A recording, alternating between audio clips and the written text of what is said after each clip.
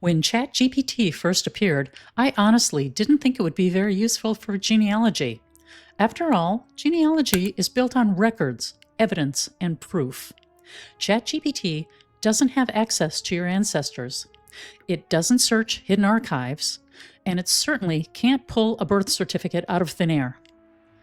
Then I started seeing claims all over the internet that AI could solve family mysteries, break through brick walls, and find ancestors in seconds. Some people were calling it the future of genealogy, while others were warning researchers to stay away from it completely. So I decided to find out for myself. Over the past few months, I've been testing ChatGPT on real genealogy tasks. I wanted to know what would happen if I treated it like a research assistant. Could it help me understand difficult records? Could it help organize information? Could it suggest new research ideas? And maybe most importantly, could it do all of that without leading me down the wrong path? What I discovered was surprising. In some situations, ChatGPT was genuinely helpful and saved me a tremendous amount of time. In other situations, it gave me answers that sounded convincing but simply weren't true. That's why in this video, I'm going to show you 5 genealogy tests I gave ChatGPT. Some of them were successes, some of them were failures.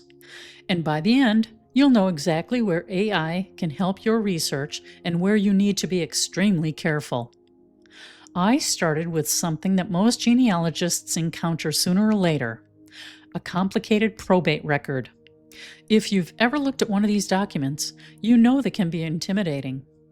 They're often filled with legal language, lists of heirs, property descriptions, and page after page of information that isn't always easy to understand.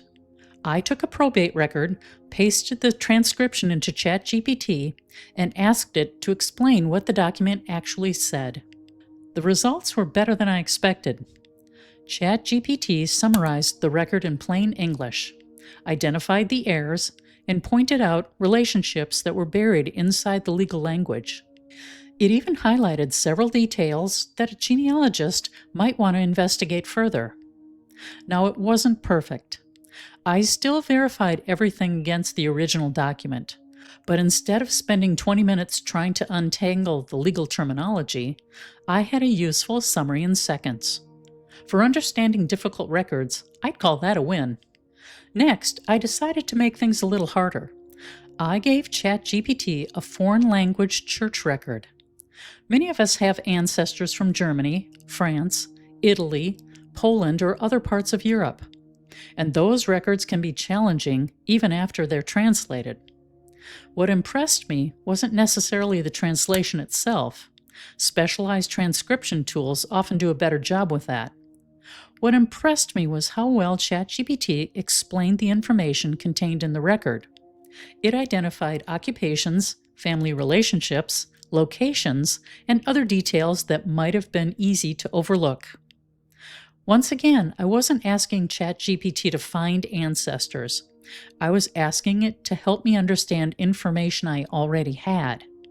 That's an important distinction, and it's where I think AI is at its strongest. After that, I moved on to something almost every genealogist struggles with at some point: the dreaded brick wall. Instead of asking ChatGPT to solve a mystery for me, I gave it a list of facts I already knew about an ancestor and asked what records I should search next. This was probably the biggest surprise of the entire experiment. Rather than inventing an answer, ChatGPT suggested several record types that many researchers overlook, including tax records, probate files, local newspapers, church records, and land transactions. Did it solve a mystery? No. But it helped me think about the problem from a different angle, and that's often exactly what's needed when you're stuck. The 4th test involves something I talk about frequently on this channel: timelines. Whenever I hit a brick wall, one of the first things I do is create a timeline of everything I know about the ancestor. I entered a collection of dates, census records, family events, and locations into ChatGPT and asked it to organize the information chronologically. Within moments, it produced a clean timeline and highlighted several gaps where documentation was missing. One gap in particular immediately caught my attention. There were several years where I had no records at all. Those missing years might not seem important, but they're often where breakthroughs happen. Sometimes the biggest clue isn't what you find, it's what you haven't found yet. By this point, ChatGPT was performing fairly well. It wasn't replacing research, but it was helping me organize information, understand records, and think more strategically. Then I decided to give it one final test, and that's when things got interesting. I asked ChatGPT a question about a specific ancestor. The response looked fantastic. It contained names, dates, locations, and historical details. Everything sounded reasonable. Everything sounded believable. But there was only one problem. Some of it wasn't true. The more I checked the information against actual records, the more problems I found. Some statements couldn't be verified. Some relationships appeared to be assumptions. Other details seemed to have been pieced together from incomplete information. That's the danger of AI. It can be incredibly convincing even when it's wrong. In fact, that's what makes hallucinations so dangerous. They don't sound wrong. They sound confident.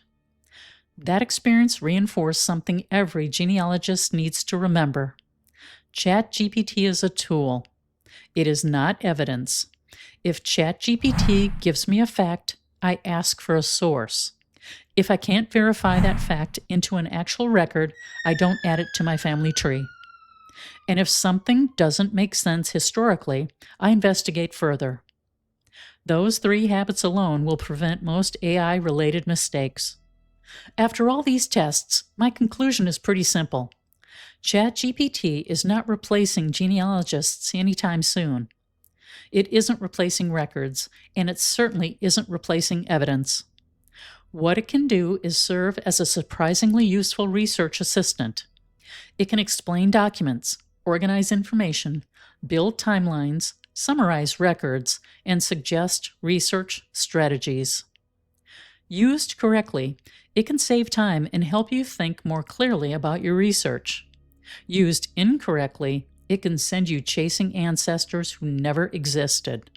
So yes, I think genealogists should use AI. I use it myself. Just remember that every family tree should still be built on records, not algorithms. AI can assist your research, but it should never become your source. If you've experimented with ChatGPT or another AI tool while researching your family history, I'd love to hear about your experience. Let me know in the comments below.